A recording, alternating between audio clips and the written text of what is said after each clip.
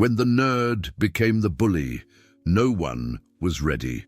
Have you ever wondered what it feels like to be completely invisible? Not just ignored, but so utterly unseen that you could disappear tomorrow and the world would keep spinning without missing a beat? Max Wallace knew that feeling better than anyone should ever have to. Picture this: Crestwood High on a typical Tuesday morning, fluorescent lights buzzing overhead like dying insects, casting that sickly yellow glow that makes everyone look half dead. Students flood through the corridors like schools of fish, each group instinctively knowing their place in the hierarchy. The jocks swagger with their Letterman jackets, the cheerleaders glide in perfect formation, the theater kids cluster around their latest drama, and the honor students clutch their textbooks like shields. And then there's Max. Max Wallace, 17 years old, 5'6" on a good day, walks through these same hallways like a ghost, haunting his own life.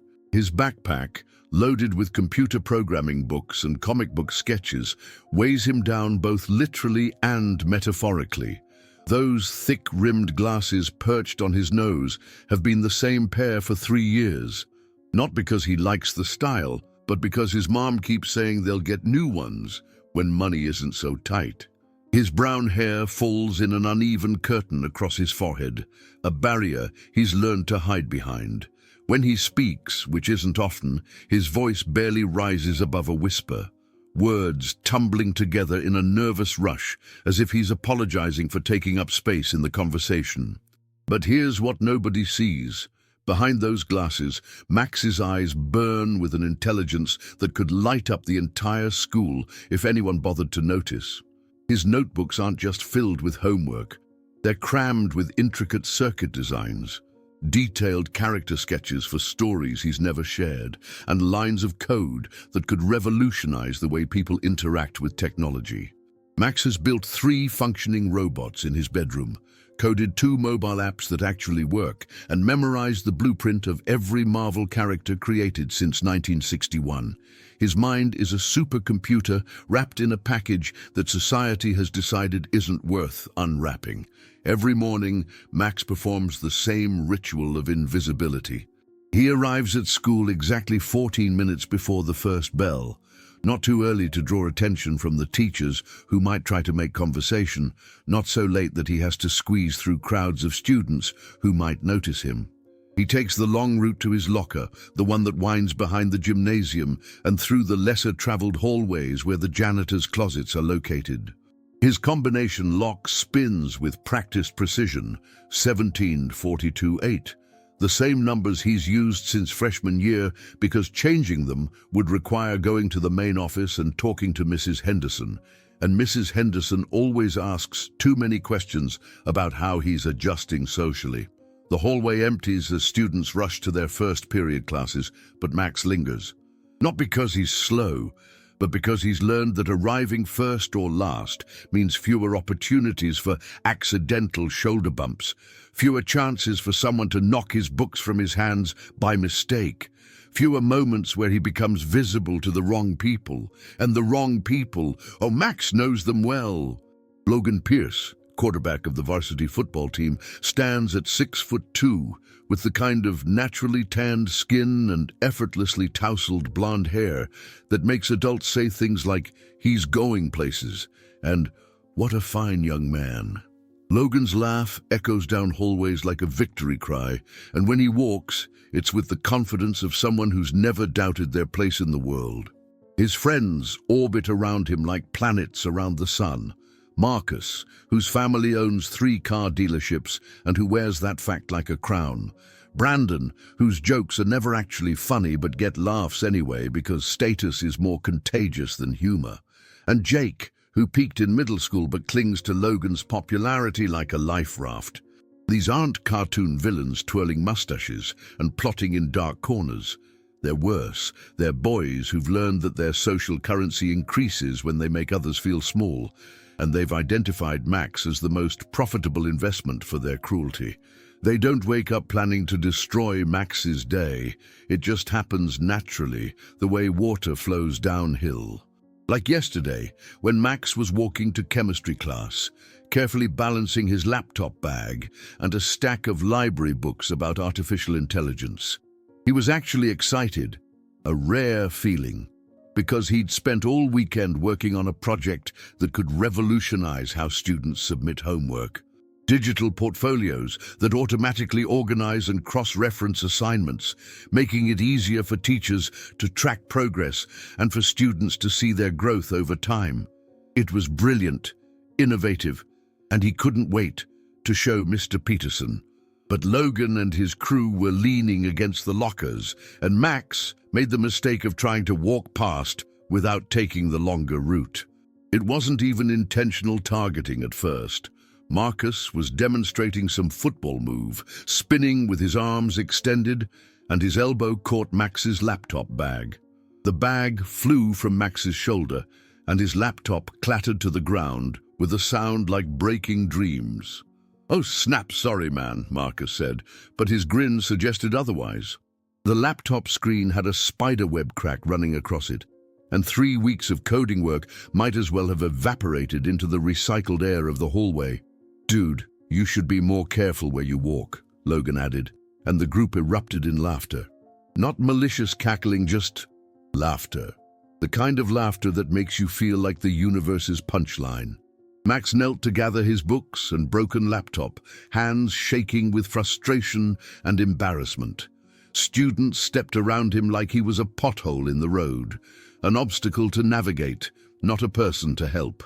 By the time he stood up, Logan and his friends had already moved on, probably not giving the incident another thought.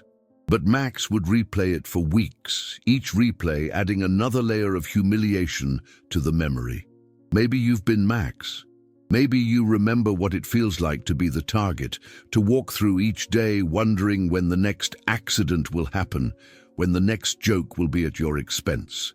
Maybe you know the weight of carrying shame that isn't even yours to carry, the exhausting mental gymnastics of trying to become small enough that you won't be noticed, won't be vulnerable, won't be hurt again.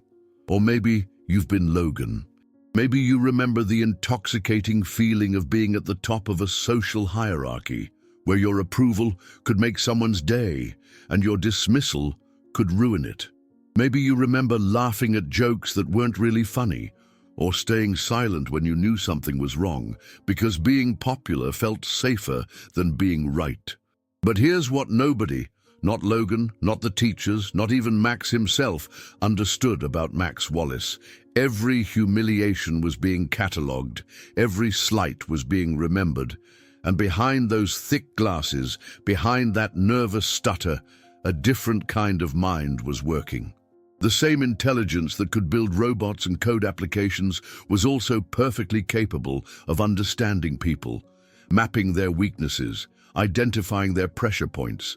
Max wasn't just the kid who got picked on, he was the kid who remembered everything. In his bedroom that night, surrounded by comic book posters and half-assembled electronics, Max sat at his desk, writing in a notebook. Not homework. He'd finished that in 20 minutes during lunch while hiding in the library. This was different. This was a list, names, dates, incidents, witnesses, a careful documentation of every interaction, every humiliation, every moment when someone decided he was worth less than them. His mom called from downstairs, "Max, honey, dinner," but he barely heard her. He was too busy remembering the look on Logan's face when Marcus had accidentally destroyed his laptop. Not malicious, not cruel, just indifferent. Like Max was so far beneath his notice that destroying his work was no more significant than stepping on an ant. But what Logan didn't know, what none of them knew, was that Max Wallace was about to disappear. Not the way they wanted, not by transferring schools or dropping out or fading further into the background. Max was going to disappear in order to become something else entirely, something they weren't ready for. The transformation wouldn't happen overnight.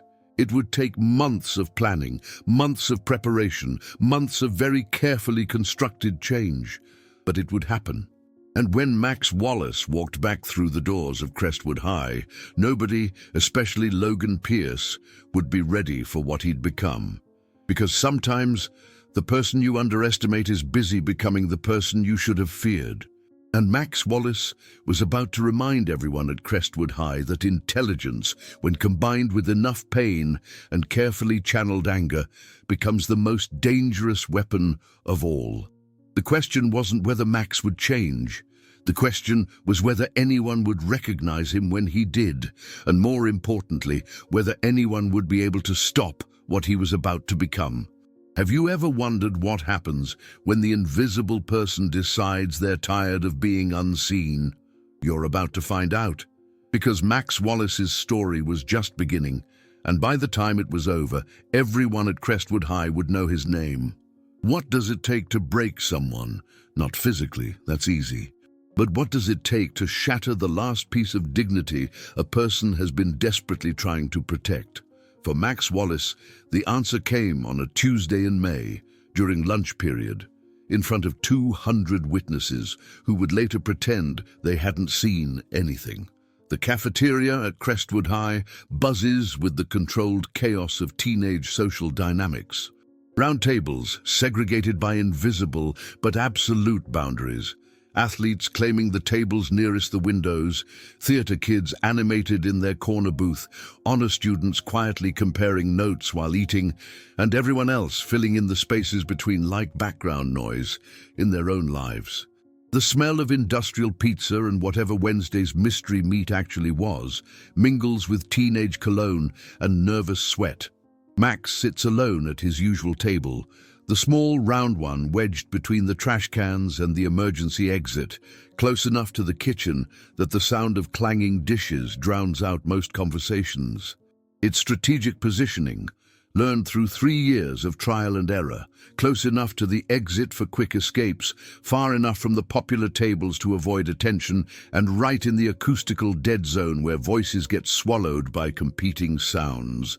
But today is different. Today, Max has brought something special. For 3 months, Max has been working on a project that represents everything he is. His creativity, his intelligence, his hope for a future where his skills matter more than his social status. It's a robot, but not just any robot. This one is about the size of a shoebox, crafted from salvaged electronics and parts he'd been collecting for over a year. Circuit boards rescued from old computers, motors from broken toys, sensors he'd ordered with money, saved from his part-time job helping Mrs. Chen with her computer problems. The robot, he'd named it Atlas, after the Greek titan who carried the world on his shoulders, was designed to be a companion for elderly people living alone. It could recognize faces, respond to basic voice commands, remind people to take their medication, and even detect if someone had fallen and automatically call for help. It wasn't just a school project. It was a prototype for something that could actually change lives, something that could make the world a little less lonely. Max had been afraid to bring Atlas to school, knowing that carrying anything that marked him as different only painted a bigger target on his back. But today was the deadline for the district-wide science fair submissions, and despite his terror of drawing attention, he couldn't miss this opportunity. This was his chance to show everyone, the teachers, the other students, maybe even his parents, that he was more than just the weird kid who sat alone. His hands shake slightly as he carefully unwraps Atlas from the protective bubble wrap and towels he'd used to cushion it in his backpack. The robot's LED eyes flicker blue as it powers up, and Max can't help but smile. It works perfectly. 3 months of coding, soldering, debugging, and dreaming, and it actually works. "Look what the freak brought to school," a voice cuts through the cafeteria noise like a knife through silk. Max's stomach drops before he even looks up. Logan Pierce stands about 10 feet away, tray in hand, that familiar smirk playing across his features. But this time is different. This time, Logan isn't just passing by with his friends. This time he's stopped, and he's staring directly at Atlas with the kind of expression a cat might wear while watching a mouse. Is that supposed to be a robot? Marcus joins Logan, setting his tray down on the nearby table without looking away from Max. "Dude, it looks like it was built from garbage." "The cafeteria doesn't go silent. That only happens in movies." But the noise does shift. Conversations quieting just enough that Max can feel the weight of attention settling on his shoulders like a lead blanket. Students at nearby tables turn to look, phones discreetly angled to capture whatever's about to happen.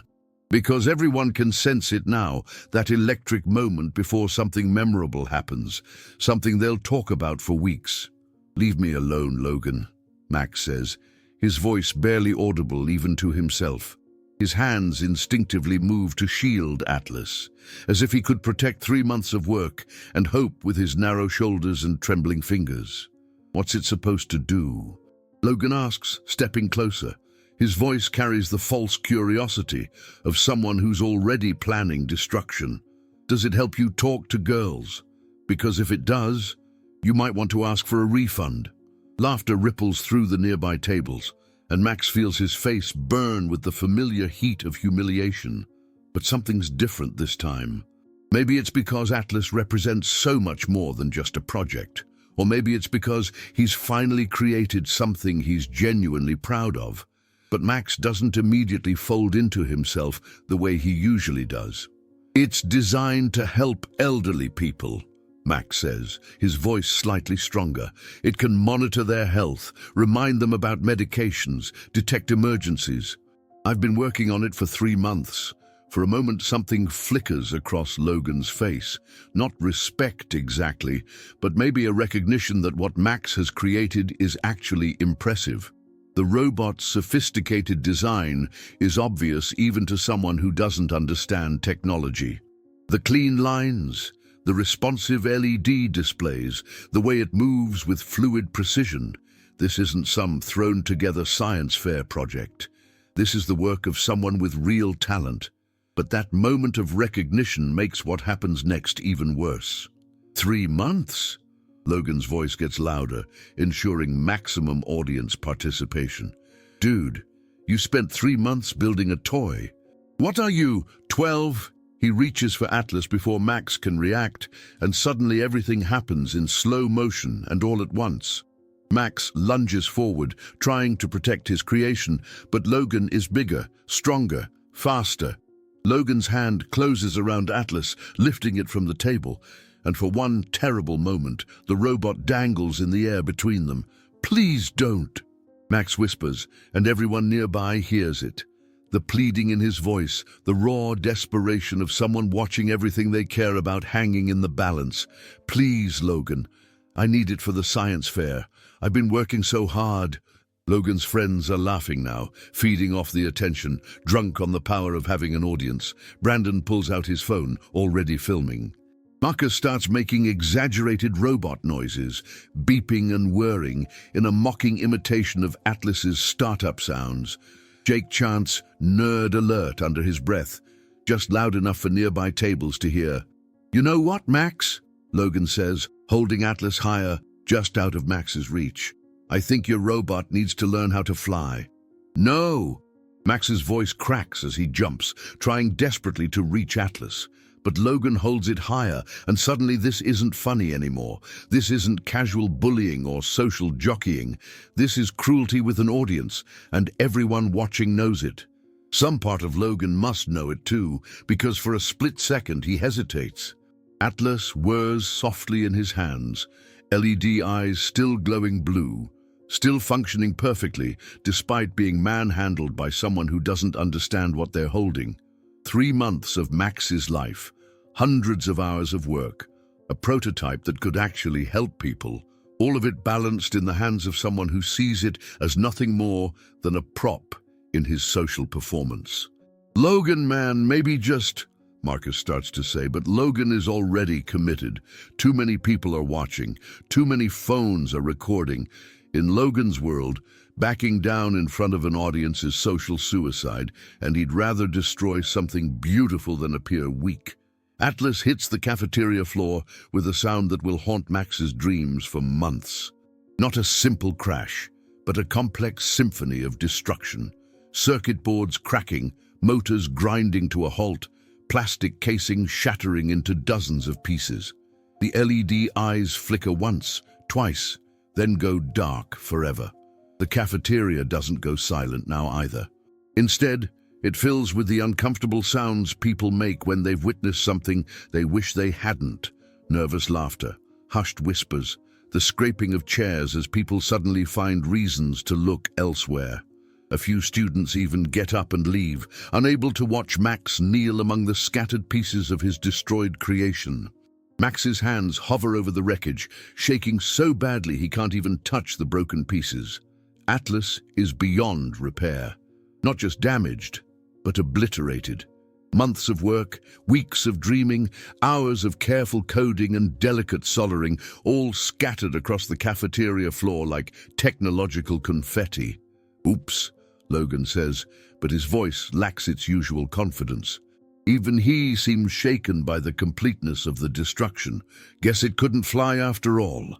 His friends laugh, but it sounds forced now, uncomfortable. Brandon stops recording. Marcus suddenly finds his pizza very interesting. Jake looks anywhere but at Max's broken expression. Max doesn't cry, he doesn't scream, he doesn't beg or plead or even look up at Logan. He just kneels there among the pieces of his shattered dreams, and something inside him breaks along with Atlas. Not his spirit, something deeper and more dangerous. Something that's been holding him together, keeping him human, keeping him from becoming something else entirely. Teachers start moving toward the commotion, but it's too late. The damage is done, and not just to Atlas. As Max carefully collects the broken pieces, placing them gently in his backpack like they're still precious, still valuable, everyone in the cafeteria understands that they've just witnessed an ending. Not just the end of a robot, but the end of whatever remained of Max Wallace's faith in fairness, in justice, in the possibility that being good and smart and hard-working would eventually be enough. "Mr. Pierce, what happened here?" Mrs. Rodriguez, the lunch monitor, finally reaches the scene. "Nothing," Logan says smoothly. "Max just dropped his project. We were trying to help him pick it up." Several students nod along with this version of events, even though they all watched Logan deliberately destroy Atlas. Because that's how it works at Crestwood High. The truth is less important than social preservation, and contradicting Logan Pierce isn't worth the social consequences. Max stands slowly, his backpack now heavy with the weight of broken dreams and shattered electronics. Mrs. Rodriguez looks at him with the kind of pity that makes everything worse, that confirms he's exactly as pathetic as everyone believes. "I'm sorry about your project, Max," she says softly. "Maybe you can rebuild it?" Max doesn't answer. He can't rebuild Atlas. Not in time for the science fair, not with the money he'd already spent, not with the heart he'd poured into the original. Atlas wasn't just circuits and code. It was hope, and hope once shattered doesn't reassemble easily. As Max walks away, backpack heavy with mechanical corpses, something fundamental shifts inside him.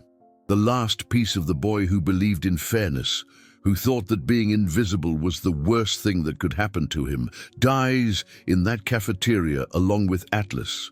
But what's being born in its place is something else entirely. Something that understands the real rules of Crestwood High, the actual hierarchy that governs teenage life. Something that realizes invisibility wasn't his weakness, it was his greatest asset, because invisible people see everything, remember everything, and plan everything without anyone noticing. Logan Pierce and his friends go back to their lunch, already forgetting about Max and Atlas. To them, it was just another Tuesday, another moment of asserting their place in the social order. They don't see Max's expression as he leaves the cafeteria. They don't notice the way his shoulders straighten just slightly, or how his eyes have gone from hurt to something much more dangerous, calculating. What they've just done isn't just break a robot. They've just created their worst nightmare, an enemy with nothing left to lose, infinite patience, and intelligence they've never bothered to respect. Summer break starts in 3 weeks. By the time Max Wallace returns to Crestwood High in the fall, Logan Pierce won't recognize the boy whose dreams he shattered on a Tuesday in May. And that will be Logan's first mistake, because the Max who's walking out of that cafeteria, backpack full of broken electronics and heart full of carefully controlled rage, isn't planning to be invisible anymore. He's planning to be unforgettable. And revenge, when it's plotted by someone as smart as Max Wallace, is a dish best served with precision, patience, and absolutely no mercy whatsoever. The war hasn't started yet, but Logan Pierce just fired the first shot, and he has no idea what kind of weapon he's just created. Have you ever felt so powerless that you considered just disappearing? Not dramatically, not permanently, but just fading away until the world forgot you existed. Because that's exactly what everyone at Crestwood High thought had happened to Max Wallace. 3 weeks. That's how long remained between the destruction of Atlas and summer break. 3 weeks that stretched like 3 years for Max. Each day another exercise in surviving the aftermath of his public humiliation. But something strange happened during those weeks, something that should have been Max's salvation, but instead became his final torment. The video went viral, not the way Logan intended. Brandon had posted the footage on his social media with the caption, "Robot boy gets reality check, expecting his friends to laugh along." But the internet has its own moral compass, twisted and unpredictable as it may be. Within hours, the video had been shared beyond Crestwood High's social circles, picked up by anti-bullying advocates, parenting blogs, and social justice warriors who saw it as everything wrong with teenage culture. The comment section became a battlefield. Thousands of strangers defended Max, calling Logan and his friends privileged bullies and entitled monsters. Someone identified Crestwood High and started calling the school demanding action. Local news stations reached out. Anti-bullying organizations wanted to feature Max's story. For a brief, shining moment, it seemed like justice might actually exist. Principal Martinez called Logan, Marcus, Brandon, and Jake into his office. Their parents were summoned. Consequences were discussed. Logan received a 1-week suspension and was required to write a public apology. The other boys got detention and community service. They would miss the last football practice before summer break and had to attend mandatory counseling sessions about empathy and respect. Everyone told Max he should feel vindicated. Teachers pulled him aside to say things like, "I'm so sorry this happened to you," and "Justice has been served." His mom, who rarely got involved in school drama, actually attended a meeting with Principal Martinez to discuss ensuring Max's safety and emotional well-being. But here's what nobody understood. The attention made everything worse. Logan's punishment lasted exactly 1 week. The internet's attention span lasted about the same. But Max's humiliation was now immortalized forever, accessible to anyone with a search engine and his full name. Worse, the viral sympathy felt like another kind of violation. Strangers were sharing his worst moment, dissecting his pain, using his suffering as content for their own moral performances.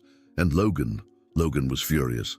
The suspension meant he missed the team bonding trip before summer break.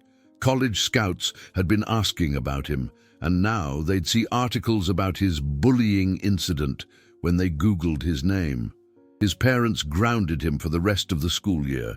His girlfriend Jessica broke up with him because her friends said dating him was socially toxic now. Logan didn't blame himself for any of this. He blamed the one person who'd caused all his problems, Max Wallace. Those final 3 weeks of school became a masterclass in sophisticated psychological warfare. Logan couldn't touch Max directly.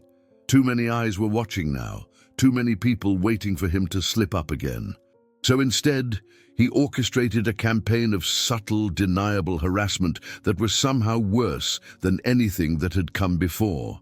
Max's locker was jammed with super glue. Nothing that could be proven, just a maintenance issue that required him to be late for every first period class. His bicycle tires were let out each morning, forcing him to walk to school and arrive sweaty and disheveled. Someone signed him up for dozens of spam email lists, flooding his account with advertisements for products designed to humiliate. Height enhancement pills, social skills courses, dating advice for hopeless cases. The rumors were the worst part. Whispered conversations that would stop when Max approached, designed to be overheard just enough to plant seeds of paranoia. "I heard his parents are getting divorced because they can't handle the embarrassment. Someone said he's been seeing the school therapist twice a week. Did you know he tried to get Logan expelled? Like he actually wanted to ruin Logan's entire future over one mistake." None of it was true, but truth doesn't matter when reputation is at stake. Max watched his carefully constructed invisibility transform into a different kind of visibility, the kind where everyone notices you, but no one wants to be associated with you. Students who had never spoken to him before now actively avoided him. Teachers looked at him with pity, which was somehow worse than being ignored. The science fair happened without him, obviously. Max watched from the back of the auditorium as other students presented projects that seemed impossibly simple compared to what Atlas had been. First place went to a volcano that erupted baking soda and vinegar. Second place was a solar oven made from cardboard and aluminum foil. Projects that Max could have built in elementary school were being celebrated, while his months of actual innovation remained scattered in pieces in his bedroom trash can. Mrs. Chen, his elderly neighbor who had been so excited to hear about Atlas's development, kept asking when she'd get to meet his robot friend. Max didn't have the heart to tell her that Atlas would never help anyone now, that the technology that could have made her life easier had been destroyed for entertainment. The worst part wasn't even Logan's calculated cruelty. It was the realization that nothing had really changed. Despite the viral video, despite the suspensions and the counseling and the mandatory diversity assemblies, the fundamental power structure at Crestwood High remained exactly the same. Logan would return from his suspension with his reputation slightly tarnished, but his social position intact. Max would still be the weird kid who sat alone, except now he was also the weird kid who couldn't even protect his own belongings. 2 days before summer break, Max made a decision that surprised everyone, including himself. He stopped going to school. Not dramatically, he didn't storm out or make declarations.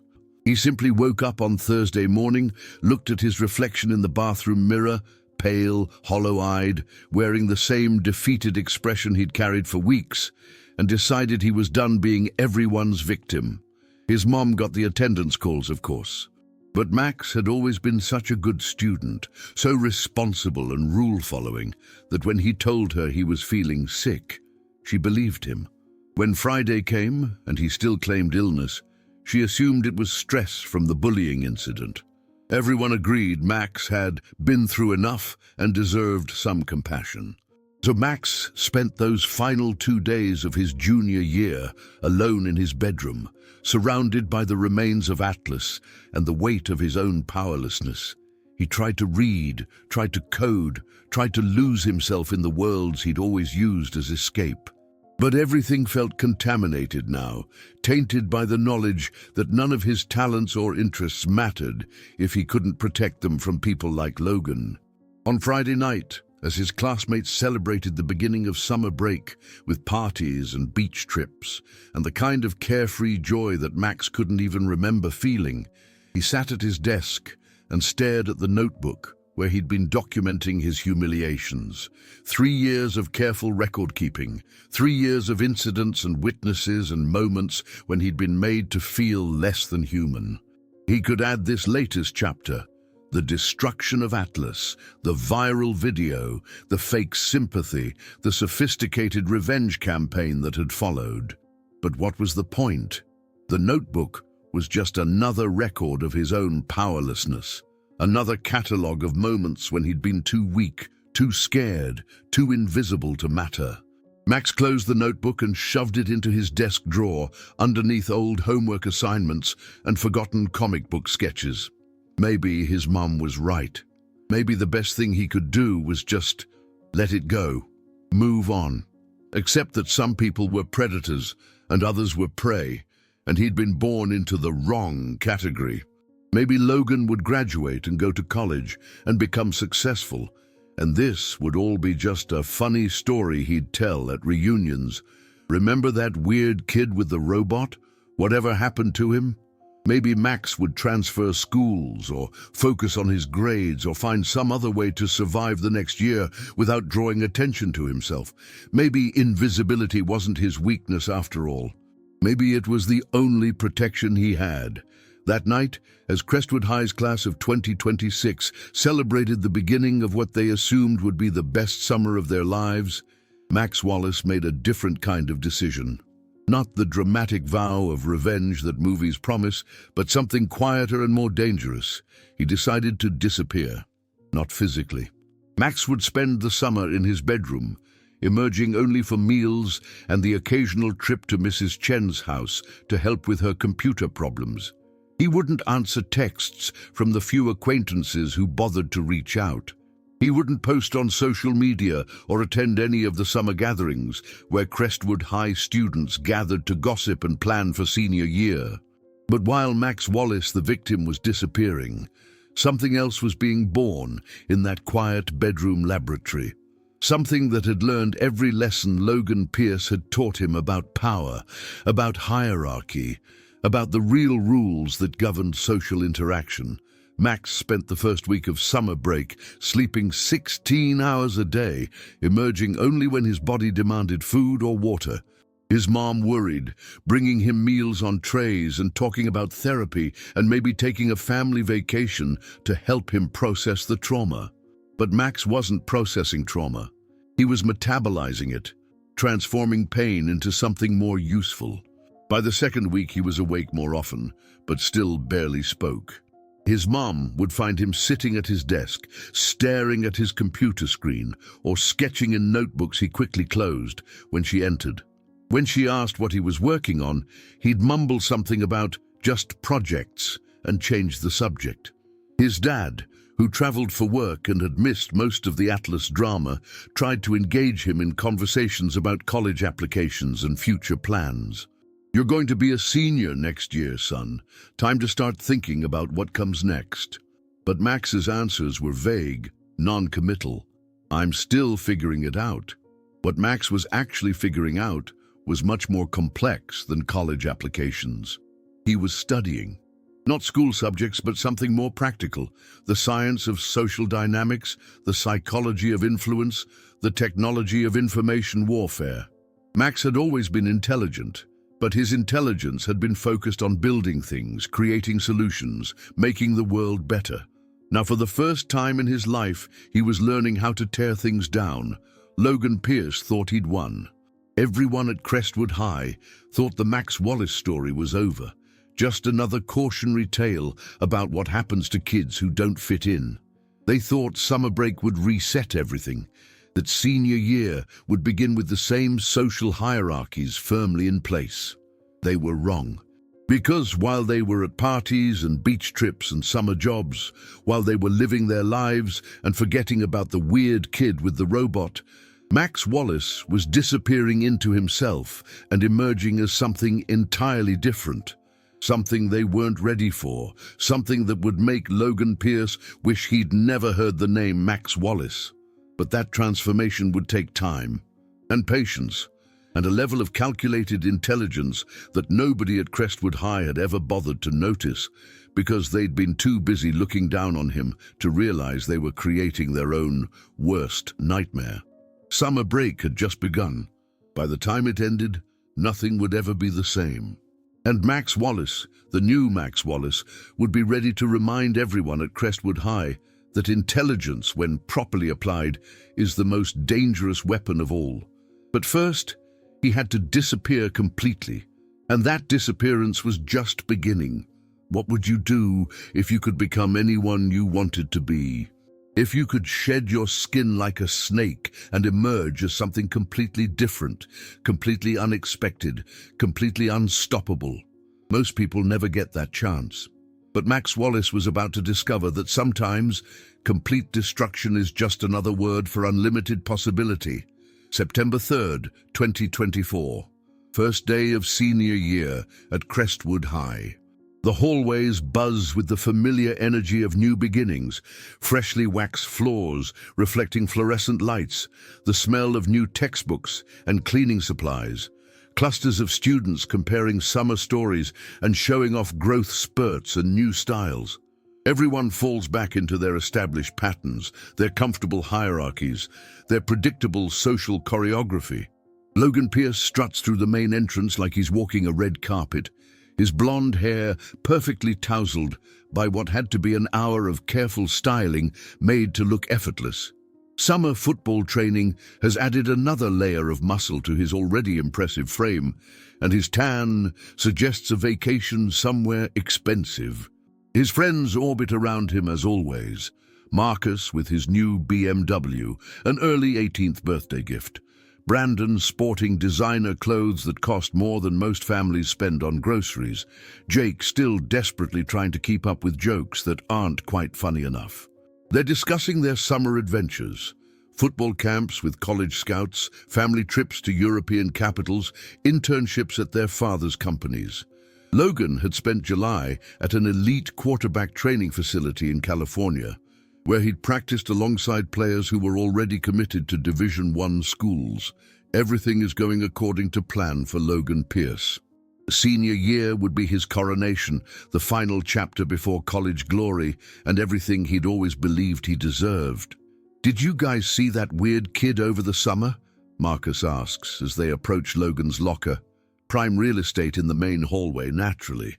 Max, whatever his name was, I heard he totally disappeared. My mom said his mom was worried he was having some kind of breakdown.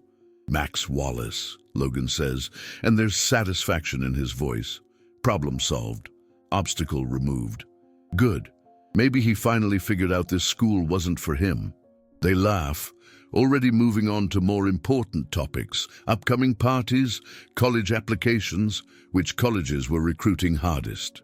Max Wallace is yesterday's news, a footnote in their triumphant senior year story. Just another casualty of natural selection, social Darwinism in action. But then Jessica Martinez stops mid-conversation with her friends, her expression shifting from casual amusement to something approaching shock. She's staring down the hallway toward the main entrance, her mouth slightly open, and when her friends follow her gaze, they fall silent too. "Holy shit," someone whispers, and the profanity cuts through the hallway chatter like a blade. Logan turns to see what's causing the commotion, and his brain struggles to process what his eyes are showing him. Walking through the main entrance of Crestwood High with the confidence of someone who owns the building is a young man who looks like Max Wallace, but can't possibly be Max Wallace. This person is tall, not just taller than Max had been, but actually tall, maybe 6 feet even. His shoulders have broadened in ways that suggest serious gym time, and he moves with the fluid grace of someone completely comfortable in their own skin. His clothes are different too, not expensive necessarily, but perfectly fitted and deliberately chosen. Dark jeans that actually fit properly, a simple black t-shirt that shows off his transformed physique, and a leather jacket that looks like it was borrowed from a movie about teenage rebels. His hair, once an uneven mess that fell across his eyes, is now styled with purposeful precision, shorter on the sides, longer on top, framing a face that seems to have lost all its previous softness. But it's his eyes that stop everyone cold. The thick glasses are gone, replaced by contacts that reveal eyes that are startlingly blue and absolutely fearless. These aren't the nervous, darting eyes of someone trying to avoid attention. These are the steady, measuring eyes of someone who sees everything and judges it all. The hallway doesn't exactly go silent, but conversations definitely stutter and shift as students try to process what they're seeing. Phones appear as if by magic, already recording, because everyone's teenage instincts are screaming that they're witnessing something significant. "Is that?" Jessica starts to ask, but she can't finish the question because the answer seems impossible. Max Wallace, because it is Max Wallace despite the dramatic transformation, walks through the hallway like he's on a mission. He doesn't hurry, doesn't seem nervous, doesn't display any of the characteristics that once defined him. Instead, he moves with deliberate purpose, nodding at students who catch his eye, offering small smiles that suggest secrets worth keeping. When he reaches his old locker, the same cramped space in the less desirable hallway that had been assigned to him as a freshman, he pauses and seems to consider something. Then he turns and walks directly toward the main bank of lockers, stopping in front of one that's been claimed by Derek Chen, a senior who'd graduated the year before. "Excuse me," Max says to the sophomore who's been using Derek's old locker, his voice carrying clearly through the hallway. It's Max's voice, but deeper, more resonant, completely stripped of the nervous stutter that once characterized his speech. "I think there's been a mix-up with the locker assignments." The sophomore, Tommy Rodriguez, a kid who probably weighs 90 pounds soaking wet, looks up at Max with the kind of confusion reserved for moments when reality shifts without warning. "This is my locker," Tommy says, though his voice wavers with uncertainty. Max pulls out his phone and shows Tommy something on the screen. "According to the office records I accessed this morning, there was an error in the system. Locker 247 is actually assigned to me. They've already updated your assignment to Locker 189, which is actually closer to your first period class. Better location, really." Tommy stares at the phone screen, then at Max, then back at the screen. Whatever he's seeing there seems official enough to convince him, because he starts clearing out his belongings without argument. "Thanks for understanding," Max says with a smile that manages to be both friendly and absolutely confident. Administration really appreciates students who can adapt to these kinds of clerical corrections. As Tommy walks away with his armload of textbooks, Max begins loading his belongings into what is objectively one of the best locker locations in the entire school. Students nearby watch in fascination, trying to understand how Max Wallace, former social pariah, former victim, former invisible boy, just convinced someone to give up prime locker real estate with nothing more than a confident voice and a smartphone screen. Logan pushes through the gathering crowd, his face flushed with confusion and the beginning of anger. "What the hell do you think you're doing, Wallace?" Max turns slowly, and when his eyes meet Logan's, there's no fear there. No nervousness, no stammering, no backing down. Instead, there's something that looks almost like amusement, as if Logan is a mildly interesting puzzle that Max has already solved. "Logan," Max says, and his voice carries the warmth of someone greeting an old friend. "You look good, man. Summer training went well, I see." The casual friendliness is somehow more unsettling than hostility would have been. Logan had been prepared for the cowering, nervous Max he'd spent 3 years terrorizing. He had no script for dealing with this version. You can't just take someone's locker," Logan says, but even as he says it, he realizes how weak it sounds. "Oh, I didn't take anything," Max replies, still organizing his belongings with calm efficiency. "There was a clerical error in the system. I just helped the administration correct it. You understand how important accurate record keeping is, right? Being the team captain and all. I'm sure you appreciate attention to detail." Something cold crawls up Logan's spine, because Max's tone suggests knowledge that shouldn't exist. But before Logan can process that feeling, Max is already moving on. "Actually, Logan, I'm glad I ran into you," Max continues, closing his new locker with a satisfying click. "I've been meaning to thank you." "Thank me?" Logan's voice cracks slightly, the first sign that his legendary confidence is beginning to fracture. "Absolutely," Max says, turning to face Logan directly. The height difference that once favored Logan so dramatically has been eliminated. They're now essentially eye to eye, and somehow Max seems to command more space, despite being the same size. "What happened last spring with Atlas?" "It was exactly what I needed. The hallway has gone quiet now, students sensing that they're witnessing something significant. Phones are definitely recording because everyone's social media instincts are screaming that this conversation is going to be important." "I don't know what you're talking about," Logan says, but his voice lacks conviction. Max smiles, and it's not a nice smile. It's the smile of someone who's been playing chess while everyone else was playing checkers. Of course you do. You destroyed my robot in front of everyone. It was humiliating, devastating, completely unnecessary. He pauses, letting the words hang in the air. And it was the best thing that ever happened to me. Logan's friends shift uncomfortably behind him. Marcus starts to say something, but Max's gaze flicks to him, and Marcus suddenly finds himself unable to speak. See, before that day, I thought the world was fair, Max continues, his voice carrying just enough volume that nearby students can hear every word clearly. I thought if you were smart enough, kind enough, talented enough, people would respect you. I thought hard work and good intentions mattered. He laughs, but there's no humor in it. You taught me how naive that was. Wallace, I don't know what kind of game you think you're playing, Logan starts, but Max cuts him off with a gesture that's somehow more commanding than shouting would have been. No game, Logan, just gratitude. You showed me that power is the only thing that actually matters. You demonstrated that respect isn't earned through merit. It's taken through strength. You proved that the world belongs to people who understand how to use leverage, how to exploit weaknesses, how to make others do what they want. Max steps closer, and Logan actually takes a step back before he can stop himself.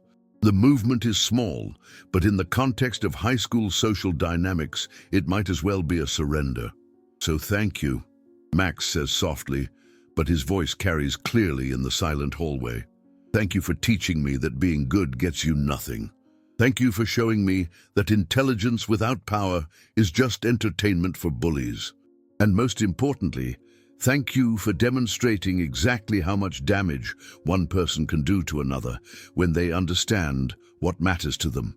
The threat is subtle but unmistakable, and Logan feels it like ice water in his veins. Because Max isn't just different physically, he's different in some fundamental way that Logan can't identify but definitely recognizes as dangerous. Are you threatening me? Logan asks, trying to reclaim some authority, some sense of control over the situation.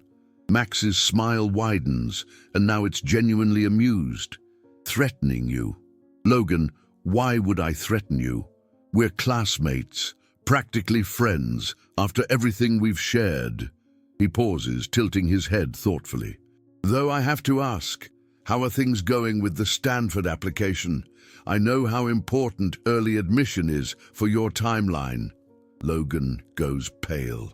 His Stanford application is supposed to be confidential, known only to his parents, his guidance counselor, and the college admissions office. There's no way Max Wallace should know about his specific college plans, let alone his application timeline. How do you... Logan starts, but Max is already walking away, slinging his backpack over his shoulder with casual confidence. See you around, Logan, Max calls over his shoulder. I think this is going to be a very interesting year. As Max disappears into the crowd of students heading to first period, Logan stands frozen in the hallway, surrounded by his friends who are all staring at him with expressions of confusion and growing concern. Because Logan Pierce, golden boy of Crestwood High, quarterback of the varsity team, king of the social hierarchy, has just been publicly dismissed by Max Wallace, and everyone saw it happen. But more importantly, Max Wallace somehow knows things he shouldn't know, has access to information he shouldn't have access to, and just demonstrated a level of confidence and control that suggests he's not the same person who left school in May. The question echoing through the hallways of Crestwood High, whispered in lockers and texted in group chats, and debated in every corner where students gather, is simple but terrifying. What the hell happened to Max Wallace over the summer? And perhaps more frightening, what is he planning to do with whatever he's become? Because one thing is certain, the invisible boy is gone forever, and what's taken his place is something nobody at Crestwood High is prepared to handle. The war that started with the destruction of Atlas has just entered its second phase. And this time, Max Wallace isn't just a participant, he's the one setting the rules. Have you ever watched a masterpiece being painted? Not the final product hanging in a museum, but the actual process, each careful stroke building towards something beautiful and terrifying in its precision, because that's exactly what Max Wallace spent the next 6 weeks doing to the social hierarchy of Crestwood High. And Logan Pierce was about to discover that being the canvas in someone else's masterpiece is a very dangerous place to be. It started small, so small that Logan almost missed it. 3 days after Max's triumphant return, Logan walked into AP Physics to find his usual seat occupied. Not by some random student making a mistake, but by Max Wallace, calmly reviewing notes and completely ignoring the fact that Logan had sat in that exact spot, 3rd row, center, best view of the whiteboard, for the past 3 years. "Excuse me," Logan said, his voice carrying the authority of someone accustomed to immediate compliance. "You're in my seat." Max looked up with those unsettling blue eyes, now unclouded by thick glasses, and smiled the same polite smile that was becoming his signature. "Actually, Logan, I checked with Mrs. Patterson yesterday. There's no assigned seating in this class. Students are free to sit wherever they feel most comfortable." He gestured to the empty desk behind him. "There's a great spot right there, though, good acoustics." Mrs. Patterson, who had been preparing her lesson at the front of the class, looked up with mild confusion.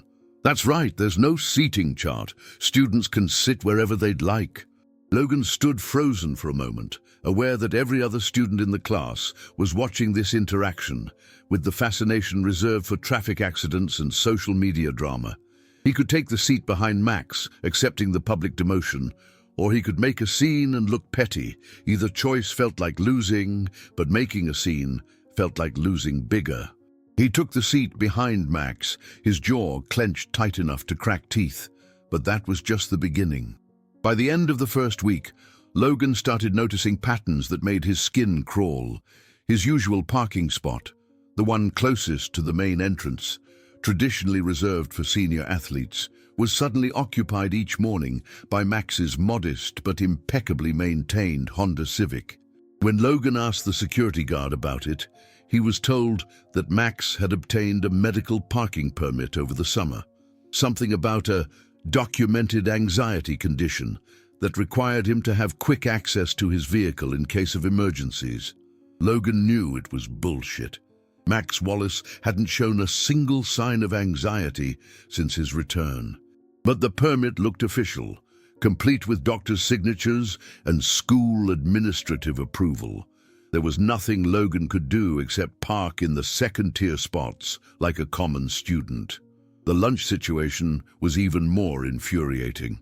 Max had somehow convinced the cafeteria staff that he needed to eat in the quiet study area adjacent to the library because of documented sensory processing issues. The area had previously been used only by a handful of students with legitimate disabilities, but now Max held court there daily, and somehow other students had started joining him. Not outcasts or social rejects, but genuinely interesting people. Sarah Martinez, the editor of the school newspaper, David Kim, who'd invented an app that was actually making money, Emma Rodriguez, who'd gotten early admission to MIT. Within 2 weeks, eating in the study area had become a kind of status symbol. Exclusive not because of arbitrary social rules, but because you had to be invited by someone interesting enough to contribute to the conversation. Logan's usual cafeteria table, once the undisputed center of the school's social universe, was starting to feel less central. But the real psychological warfare was far more sophisticated than stealing seats and parking spots. It was the information. Logan first realized the true scope of Max's transformation during a conversation with his guidance counselor, Mrs. Davidson, about his Stanford application. They were reviewing his essay drafts when she made an offhand comment that stopped his heart. "You know, Logan, you might want to consider reaching out to Max Wallace about the robotics club he's starting. Stanford loves to see collaborative leadership, especially in STEM areas. It might strengthen your application to show cross-disciplinary interests." "Max Wallace is starting a robotics club," Logan managed to ask, though his voice sounded hollow even to himself. Oh yes, he submitted a very impressive proposal over the summer. The administration was so excited they fast-tracked the approval process. Apparently, he already has commitments from several local tech companies to provide funding and mentorship. Very innovative approach to student-industry partnerships. Logan left that meeting feeling like he'd been punched in the stomach. Because Max wasn't just making himself visible, he was making himself indispensable. And somehow, in just a few weeks, he'd positioned himself as exactly the kind of student that colleges like Stanford actively recruited. The Robotics Club announcement went out the following Monday, and the response was immediate and overwhelming. Max had somehow convinced Dr. Elizabeth Chen, a former NASA engineer who now taught at the local university, to serve as the faculty sponsor. The club would have access to the school's computer lab after hours, a budget for advanced materials, and partnerships with 3 major tech companies for real-world project applications. The sign-up sheet filled within hours. But here's where Max's true genius revealed itself. He didn't exclude Logan. He invited him. "Logan!" Max called out as Logan was leaving his AP government class on Thursday afternoon. "Just the person I wanted to see." Logan turned reluctantly, aware that several other students were within hearing distance. "What do you want, Wallace?" "I wanted to personally invite you to join the Robotics Club," Max said with genuine enthusiasm. "I know we haven't always been on the best terms, but I really think you'd bring valuable leadership skills to the team. Plus, colleges love to see students who can bridge different areas of expertise." The invitation was perfect in its cruelty because it was completely reasonable. Logan couldn't refuse without looking petty, but accepting would mean publicly acknowledging Max as someone whose approval mattered. Either choice reinforced Max's new position in the school's hierarchy. "I'll think about it," Logan said, which everyone present understood as a polite no. "Of course," Max replied with that same unreadable smile. "No pressure. The offer stands whenever you're ready." As Logan walked away, he could hear other students talking about the Robotics Club, about Max's connections with real engineers, about the actual paid internships that members might qualify for. Max Wallace wasn't just rebuilding his reputation. He was creating opportunities that made other students want to be associated with him. The worst part was that Logan couldn't find anything to attack. Max's transformation seemed entirely legitimate. The parking permit was real, signed by a real doctor. The Robotics Club was approved through proper channels with genuine faculty support. The study area arrangement was documented and defensible.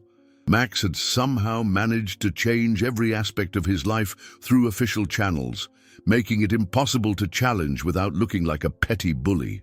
But Logan knew, in the way that predators recognize other predators, that Max's rapid ascension wasn't accidental.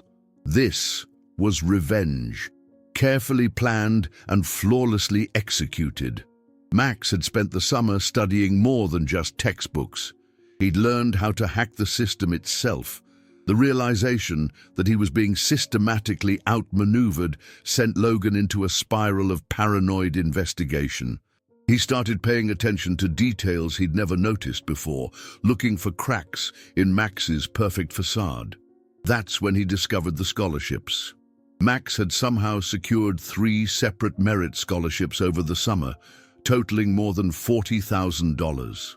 One from a local tech foundation, one from an engineering society, and one from a national organization promoting STEM education for underrepresented students.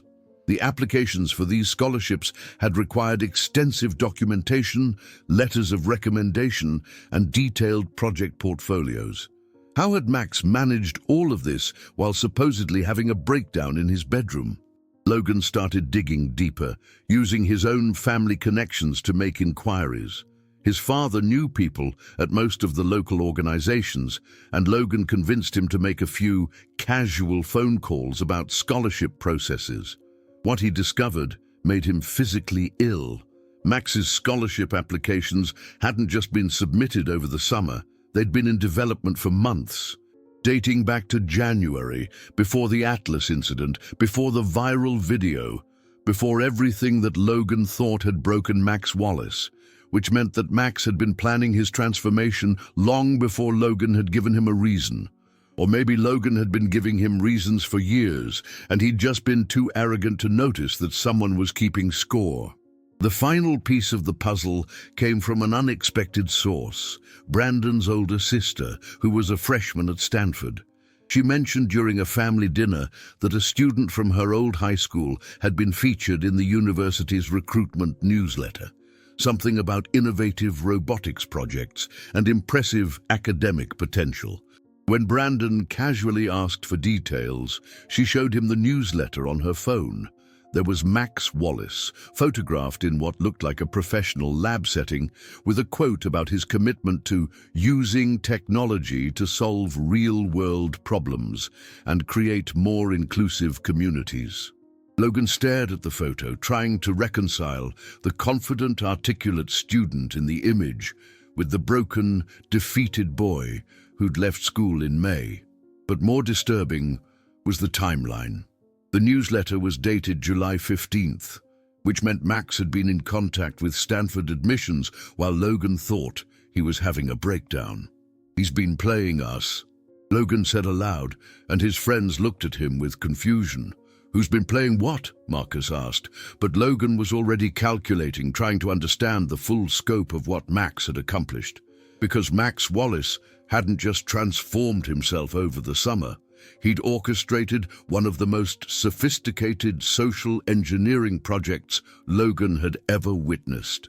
He'd used every legitimate channel available to rebuild his life, positioned himself as exactly the kind of student that institutions wanted to support, and done it all while letting everyone believe he was defeated and irrelevant. It was brilliant, it was terrifying, and it was working perfectly. By October, the power dynamics at Crestwood High had shifted so completely that Logan found himself in the unprecedented position of being ordinary. Not hated, not targeted, just not particularly special. His football achievements still mattered to some people. His family connections still opened certain doors, but Max Wallace had somehow made intelligence and innovation seem more impressive than athletic ability and social pedigree. The Robotics Club was featured in the local newspaper. Max was invited to speak at a school board meeting about student-led STEM initiatives. 3 different colleges sent recruitment letters addressed specifically to him, and everyone knew it because Max's mother had proudly shared the news with neighbors, who shared it with their children, who shared it at school. Logan's Stanford application, once his guaranteed ticket to the future he'd always planned, now felt less certain. Because Max Wallace was applying to Stanford too, and Max Wallace had a story that admissions officers would remember.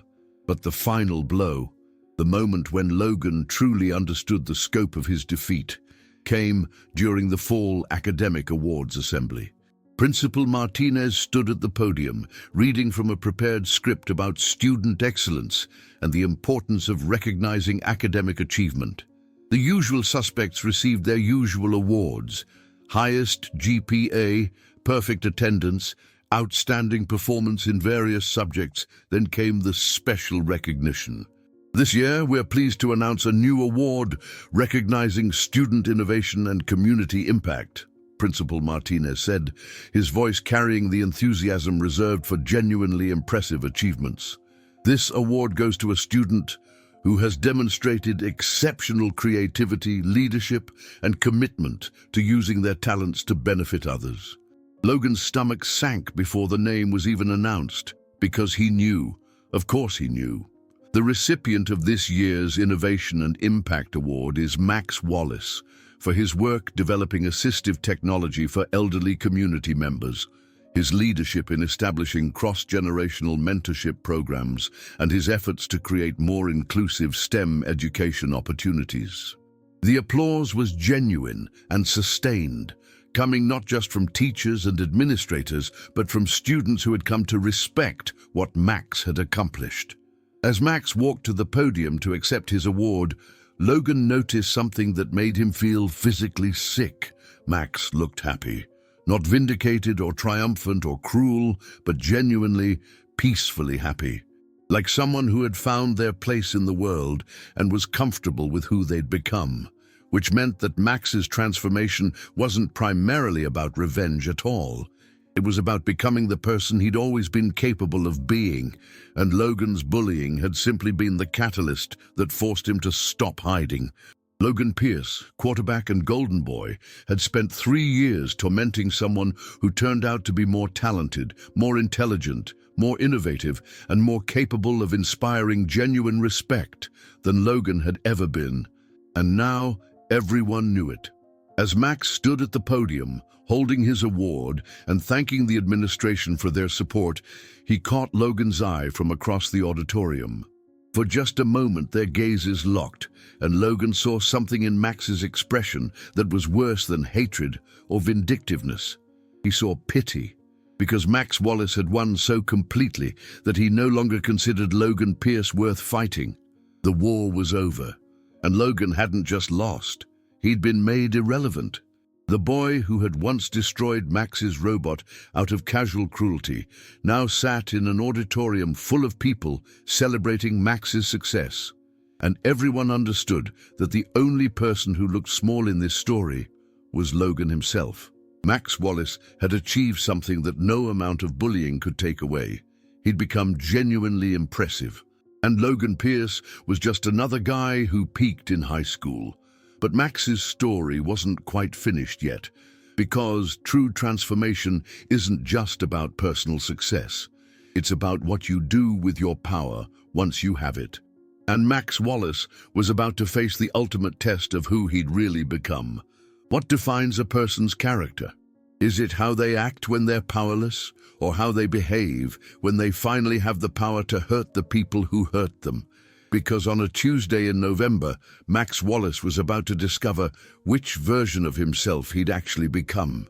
It was 3:47 p.m., and Max was walking toward the student parking lot after another successful robotics club meeting. 3 more universities had sent recruitment letters that week, and Dr. Chen had just confirmed that 2 club members would receive paid internships at her research lab over winter break.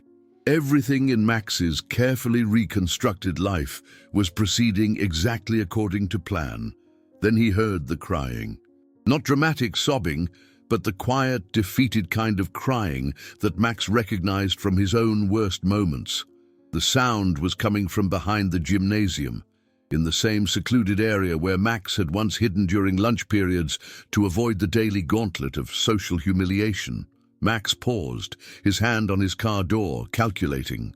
He had a conference call with Stanford admissions in 20 minutes, and stopping to investigate random crying would make him late. The smart move, the strategic move, was to get in his car and drive away. Other people's problems weren't his responsibility anymore, but something about the sound made him hesitate. Maybe it was muscle memory from his own pain, or maybe it was simple human curiosity. Either way, Max found himself walking toward the crying instead of away from it. What he found made his chest tighten with recognition and rage. A small freshman boy, probably no more than 14, with thick glasses and an overlarge backpack stuffed with comic books, sat hunched against the brick wall of the gymnasium. His school supplies were scattered around him in the dirt, and his shirt was torn at the shoulder. But it wasn't the physical state that made Max's hands clench into fists.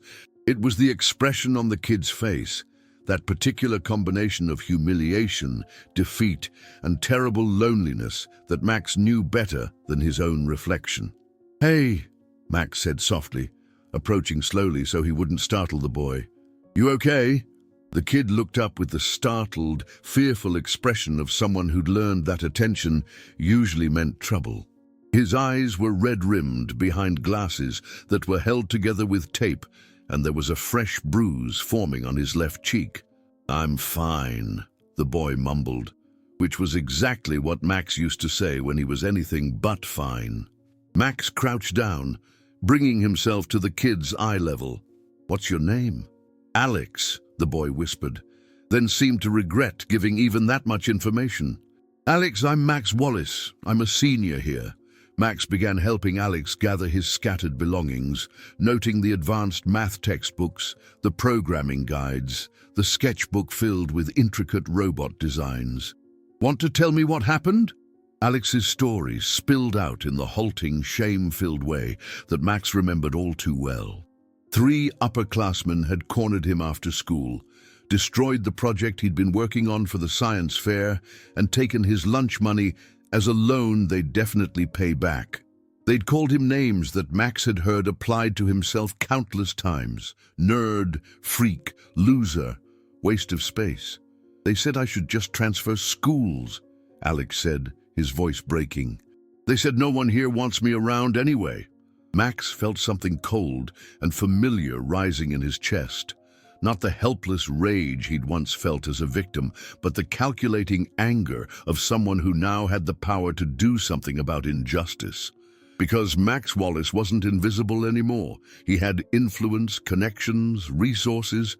He could destroy those 3 upperclassmen with a few well-placed words to the right administrators, a carefully crafted social media campaign, or any number of the sophisticated weapons he'd learned to wield. Who were they? Max asked, his voice carefully controlled. Alex hesitated, then whispered 3 names that made Max's blood freeze.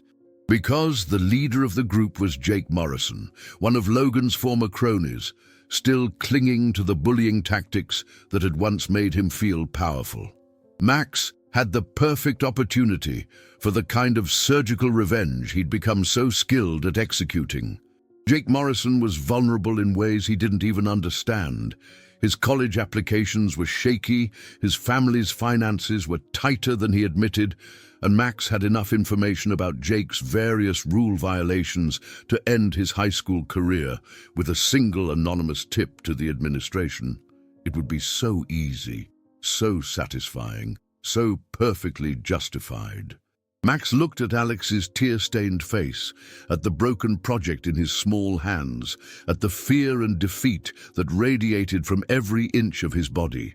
This was Max's chance to show that he could protect people the way no one had ever protected him. He could be the hero of Alex's story, the powerful senior who stepped in and made the bullies pay. All he had to do was become exactly what Logan Pierce had been 3 years ago. The realization hit Max like ice water. If he used his newfound power to systematically destroy Jake Morrison, he wouldn't be different from Logan. He'd just be a more sophisticated version of the same thing, someone who used strength to hurt people who couldn't fight back. Max closed his eyes and took a deep breath, feeling the weight of a choice that would define who he really was. When he opened his eyes, Alex was staring at him with desperate hope. The same hope Max had once carried, that someone, anyone, would step in and make the pain stop. Alex, Max said carefully, I want to help you, but I need you to understand something first. What happened to you today? It's not okay. It's never okay. But the way we respond to it, that's what defines who we become. Max pulled out his phone and showed Alex something that made the boy's eyes widen. The Stanford admissions portal, with Max's application status showing under review priority consideration. 3 years ago, I was sitting exactly where you are now, Max said. Same tears, same fear, same feeling like the world was designed to crush people like us. Someone destroyed something I'd worked on for months in front of everyone just because they could. Alex looked up at Max with sudden recognition, because even freshmen had heard the stories about Max Wallace's transformation. I thought about revenge for months, Max continued. I planned it, prepared for it, and when I came back to school this year, I had the power to destroy the people who hurt me. And you know what I discovered? Getting revenge felt empty, because it didn't change who I was inside. It just made me into a different kind of person who uses power to hurt others. Max helped Alex to his feet, steadying him when he swayed slightly. So here's what we're going to do, Max said. We're going to report what happened to you through proper channels. We're going to make sure you have people you can talk to when things get hard. And we're going to focus on building something better instead of tearing other people down." Alex looked confused, as if this wasn't the kind of help he'd been expecting. "But what about Jake and his friends?" Alex asked. "They'll just do it again tomorrow." Max smiled, and for the first time in months it was a completely genuine smile. "Alex, let me ask you something. What do you think hurts bullies more? Being destroyed by someone else, or watching their victims become successful despite everything they tried to do?" Over the next hour, Max did something he'd never imagined he'd do. He used his influence constructively. He walked Alex to the guidance counselor's office and stayed while Alex reported the incident. He introduced Alex to Dr. Chen and asked if the robotics club could have a mentorship program for younger students. He gave Alex his phone number and promised to check in regularly. But most importantly, he told Alex something no one had ever told him when he was drowning in his own victimhood. "Alex, the thing about people like us, people who get picked on for being different, for being smart, for caring about things that don't fit into neat social categories, is that we have a choice. We can let the pain make us bitter and cruel, or we can let it make us kind and strong. We can become people who use our intelligence to hurt others, or we can become people who use our intelligence to help others." 6 months later, Alex Wong's name appeared in the local newspaper as the youngest student ever to win the regional science fair. His project, an advanced prosthetic limb controlled by neural interfaces, was featured in 3 different engineering journals. The bullying didn't stop immediately, but Alex no longer faced it alone. The robotics club had grown to include 43 students across all grade levels, and Dr. Chen had secured funding for a peer mentorship program that paired upperclassmen with younger students who shared similar interests. Jake Morrison and his friends faced consequences for their actions, but through official channels and proportional responses. They were required to attend counseling sessions about empathy and respect, complete community service hours, and write formal apologies not just to Alex, but to other students they targeted. Some of them actually seemed to learn from the experience. Logan Pierce graduated in the spring and went to a good college, not Stanford, but a solid state school where he could continue playing football and study business. His transformation was less dramatic than Max's, but more genuine. He slowly learned to base his self-worth on his own achievements rather than on making others feel small. And Max?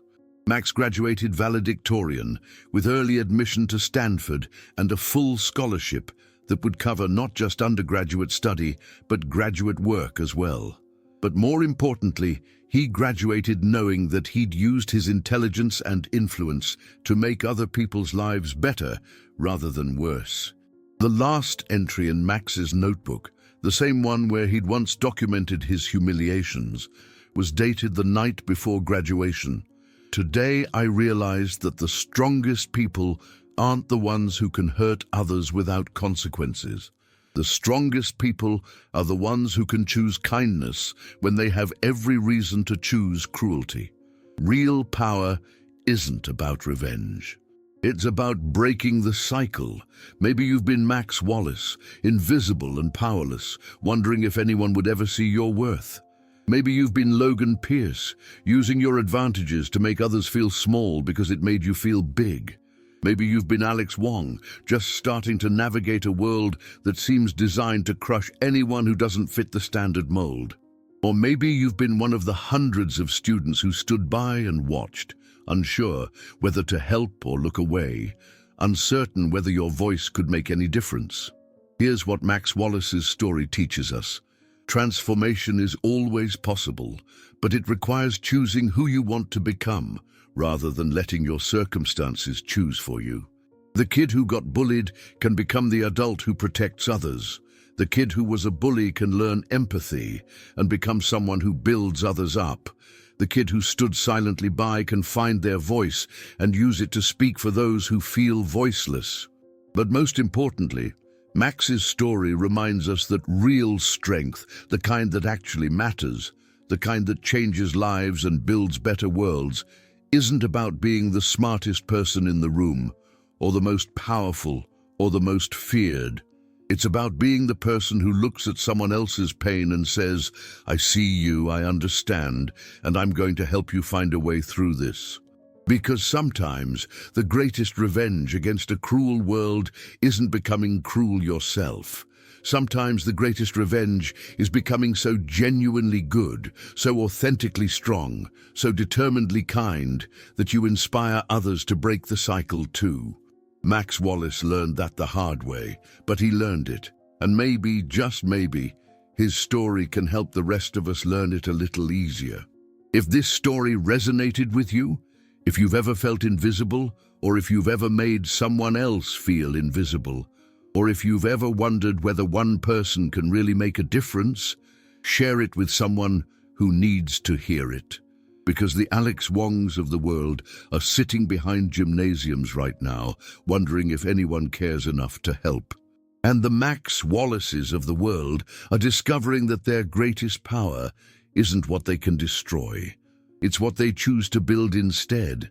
The cycle of cruelty only ends when someone decides to be brave enough to break it. Will that someone be you?